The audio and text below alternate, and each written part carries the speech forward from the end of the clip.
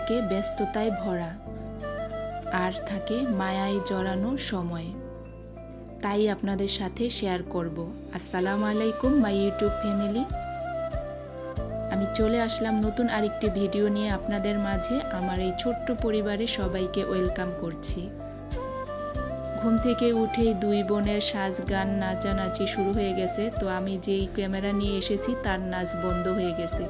ছোট বোনকে বসায়া বড় বোন নাচ করতেছিল। তো তারপরে হচ্ছে যে এখন নাচ রেখে সাজানো শুরু করেছে। এর মধ্যে অলরেডি আমার অনেক কাজ হয়ে গেছে, সেগুলো রান্না বান্না আর এইদিকে সকাল দিকে শেয়ার করলাম না, কারণ এখন দেখা যায় রাতেই রান্নাটা করে রাখি, সকালে গরম করি আর হালকা হয়তো ভাজি ভর্তার সাথে একটা করি আর ভাত।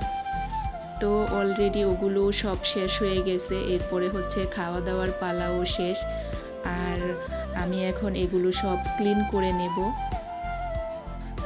দেখা যায় দিনের এক এক সময় এক একটা করতে হয়, আর আমরা যেহেতু মায়েরা, গৃহিণীরা বা চাকরিজীবী যাই হই না কেন, আমাদের দিনগুলো থাকে ব্যস্ততায় ভরা আর বাচ্চাদের সাথে সময়গুলো থাকে মায়া দিয়ে ভরা। আমাদের জীবনে প্রতিটা মুহূর্ত অনেক বেশি সুন্দর আর থাকে হচ্ছে অনেক বেশি পরিশ্রমের, কারণ সবটা সংসার সুন্দর করার পিছনে গৃহিণীদের অনেক বেশি পরিশ্রম থাকে, আর বাচ্চাদের সাথে কাটানো সময়গুলো থাকে মায়ায় ভরা। খাওয়া দাওয়ার পরে যেগুলো প্লেট বাটি বেরিয়েছিল, সকালবেলা কিন্তু অনেক বেশি প্লেট বাটি হয়, কারণ সকালের নাস্তা আর আর্লি মর্নিং আবার আমরা একটা দেখা যায় কিছু খাওয়া হয়, কখনো রং চা, কখনো হচ্ছে যে ডাবের পানি। এখন আবার গরমের সিজন চলে এসেছে, অলরেডি ডাবের পানি খাওয়া শুরু হয়ে গেছে। আমার বাসায় হচ্ছে অন্য তেমন কোনো ফল বেশি একটা আনা হয় না, তবে ডাবটা সবসময়ই থাকে, আর সব ফলেই তো ভেজাল থাকে, তারপরও খেতে হয়, না খেলেও তো হয় না। তো সেইভাবে অনেক আছে না, প্রতিদিনই কিছু না কিছু ফল থাকে। তো আমার কলা আর ডাব এগুলোই বেশি খাওয়া হয়। আপনাদের সাথে কথা বলতে বলতে আমি এদিকে আমার সব প্লেট বাটি মেজে নিয়েছি, এখন ধুয়ে ক্লিন করে নেব। ভিডিওর এই পর্যায়ে এসে বলছি, যারা এখনও আমার ভিডিওতে লাইক করেননি প্লিজ দয়া করে একটা লাইক দিয়ে কন্টিনিউ করেন, আর যারা এই কাজটি করে দিয়েছেন তাদেরকে জানাই অসংখ্য ধন্যবাদ। এরই মধ্যে যারা আমার এই ছোট্ট পরিবারটাকে আস্তে আস্তে বড় করে তুলছেন তাদের সবাইকে জানাই অসংখ্য অসংখ্য ধন্যবাদ। আর যারা সুন্দর সুন্দর কমেন্ট করে আমাকে কাজে উৎসাহিত করছেন তাদের জন্য রইল দোয়া আর ভালোবাসা। আমার সব কিছু ধোয়া ক্লিন হয়ে গেছে। এখন হচ্ছে যে আমি বিছানাগুলো, এটা বেশ অনেক পরে, এটা হচ্ছে যে দুপুরবেলা, দুপুরের সময় আমি এরপরে আর অন্য কোনো করিনি।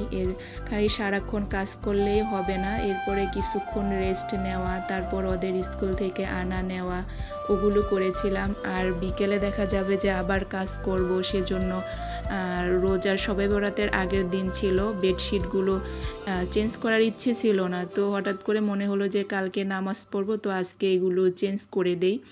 তো সেজন্যই যেই ভাবা সেই কাজ। এই যে তখনও 4টা বাজেনি, তো সাথে সাথেই যখন মনে হয়েছে যে না এটা চেঞ্জ করব, তো করে নিলাম। 2 রুমেরটাই করে নিয়েছি। এরপরে হচ্ছে যে রাতে রোজা থাকবো, আর এমনি তো রান্না করে রাখতে হয়, রান্না করি তো রাতে, তো আজকে বিকেলেই সন্ধ্যার আগেই সব রেডি করে নিচ্ছিলাম, কারণ সন্ধ্যার পরে আরও কিছু কাজ করব চিন্তা করেছি। রোজার জন্য কিছু কিছু কাজ একবারে তো করে নেওয়া যায় না, একটু একটু করে আসলে আমি করে নিচ্ছিলাম। তো আজকেও কিছু জিনিস করব, তো সব কিছু তার ফুটেজ নেওয়া যায় না, কিছু কিছু নিয়েছি, সেটাই আপনাদের সাথে শেয়ার করব। আর এদিকে হচ্ছে সবজিটা আমি একটু ভাপিয়ে নেব, কারণ এটা আমি 2 দিন আগে কেটেছিলাম, ফ্রিজে রেখে দিয়েছিলাম, রান্না করা হয়নি যে কোনো একটা কারণবশত। তো এখন আমি মাছটা খুব ভালোভাবে ভেজে নিচ্ছিলাম। মাছ বেশি ভাজা হলে খেতে ভালো লাগে, কারণ হচ্ছে যে মাছটা তো আমি অনেক দিন আগে আনিয়েছিলাম, কারণ আমি বলেছিলাম শীতের মধ্যে কিন্তু আমি বেশ অনেক বাজার করে রেখেছিলাম, শীতের মধ্যে যাতে আমার না করতে হয়। আবার একেবারে রোজার 2-1 দিন আগে যা টুকটাক লাগে সেগুলো করিয়ে নেব। আর আমার রোজার মধ্যে না বাচ্চারাও রোজা থাকে, তো তখন মাছটা একটু কমই দরকার হয়। ডিম আর মাংসটাই বেশি খাওয়া হয়। ছোট মানুষ তো ওরা দেখা যায় যে ওটা পেলে বেশি খুশি, সবাই সব কিছুই খায়, তারপরে আসলে বাচ্চাদের ওইটা দিলে বেশি খুশি হয়। আর এদিকে আমার ছোটজন, সে এদিক থেকে ওদিক, ওদিক থেকে ওদিক করতেছে, বারবার বলতেছে যে তুমি ড্রয়িং রুমে গিয়ে খেলা করো, সে কিছুতেই এখান থেকে যাচ্ছিল না। আর ভাই বোন দুইজনই কোচিংয়ে ছিল তখন, সেজন্য আরও বেশি আমার পিছনে ছিল। আমি মাছ ভাজতেছিলাম, ওকে বারবার বলতেছিলাম যে তুমি সরো, এদিকে সামনে থেকো না। তো বললে আবার সে খুব রাগ হয়। কিছুক্ষণ পরে দেখাবো, দেখেন কি রাগ হয় যে এখান থেকে আমি যেতে বলছি কেন। আর কোনো কিছু বললে উল্টো আমাকেই সরি বলায়, তারপরে সে স্বাভাবিক হয়। মানে এখন যুগ পুরো পাল্টে গেছে। আমরা তো মা বাবার বকা খেয়ে মাথা নিচু করে থাকতাম, আরও এ হচ্ছে যে উল্টো আমাকেই আরও উল্টো মানে শাসন করে, কেন তাকে বক দিলাম, তাকে সরি বলো, না হলে তার মন ভালো হবে না। তো এদিকে আমি তরকারিটা মশলাটা কষিয়ে নিয়েছি, আর একটা টমেটো দিয়েছিলাম, একবারে গালিয়ে দিয়েছি যাতে ঝোলটা ঘন হয়। সবজির ঝোল তেমনি পাতলা হয়ে যায়, আর যদি টমেটোটা দেওয়া হয় তাহলে ঝোলটা ঘন হয়। আসলে ঝোলটা একটু ঘন ঘন হলে খেতে ভালো লাগে। এমনি ফুলকপি তো একটু গলে ঝোলটা ঘন হয়, তারপরে এটা এইভাবে দিলে আরও ভালো হয় আর কি। তো এটা দেখা যাবে যে আমরা সিয়ারিতে খাবো, আর ওরা দিনে খেয়ে নিবে। আর সন্ধ্যা রাতের খাবার আছে, যেটা আমি গতকালকে গোস্ত রান্না করেছিলাম সেটা আছে, সেটা দিয়ে সন্ধ্যা রাত্রে খাবার হয়ে যাবে। এখন খুব ভালোভাবে কষিয়ে নিয়েছি, গরম পানি দিয়ে দেবো ঝোলের জন্য। এখন পর্যন্ত কে কে আসেন জানি না আমি, যদি থেকে থাকেন যারা এখনও লাইক দেননি, দয়া করে একটা লাইক দিবেন। আসলে আমরা যারা ভিডিও করি আমরা তো তেমন কিছুই আর এখন আপনাদের কাছে আমাদের চাওয়ার নেই, বা অন্য কিছু করা সম্ভব না, একটা লাইক তো চেয়ে নিতেই পারি, তাই না? প্লিজ দয়া করে একটা লাইক দিয়ে দিবেন। আর এখন হচ্ছে যে আমি তরকারিতে গরম পানি দিয়েছি, সাথে সাথেই বলক চলে আসছে, কারণ এই বিকাল টাইমেই গ্যাসটা পুরোপুরি থাকে। এদিকে আমি কাঁচামরিচও দিয়ে দিচ্ছিলাম, সেটা আবার একটু দেখালাম।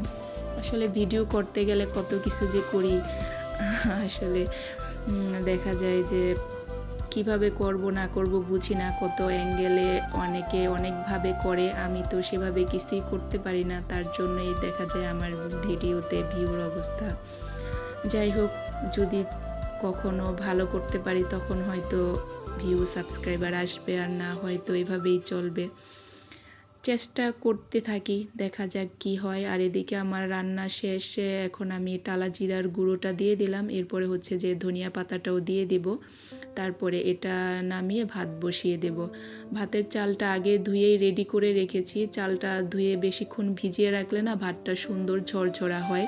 তো এর জন্য দেখা যায় আমি চেষ্টা করি চালটা আগেই ধুয়ে ভিজিয়ে রাখতে, যাতে ভাতগুলো সুন্দর ঝরঝরা হয়, সেটার জন্য।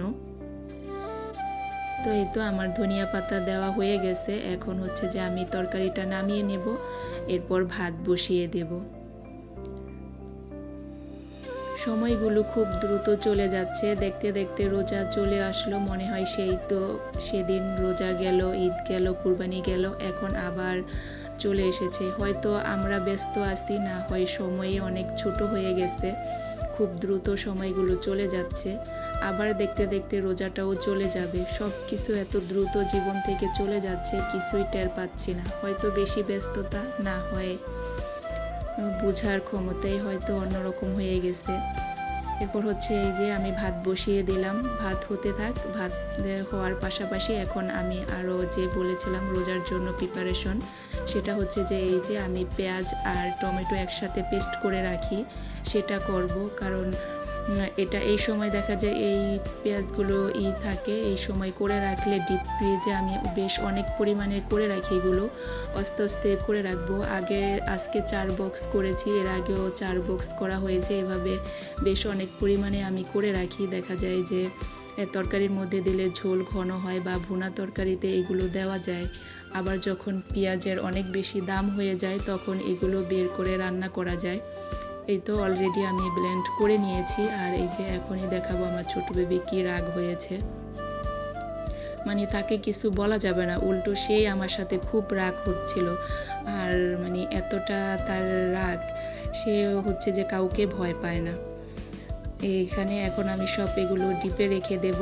এরপর হচ্ছে যে আমি আমার চা বসিয়েছিলাম, কিন্তু চা খেতে খেতে এরকম অবস্থা হয়েছে, বেশি অর্ধেক আমার শুকিয়েই গেছে। আর সন্ধ্যার পরে হচ্ছে যে নাস্তা করার জন্য এখানে মিষ্টি আলু আর মটরশুঁটি সিদ্ধ করে নেব।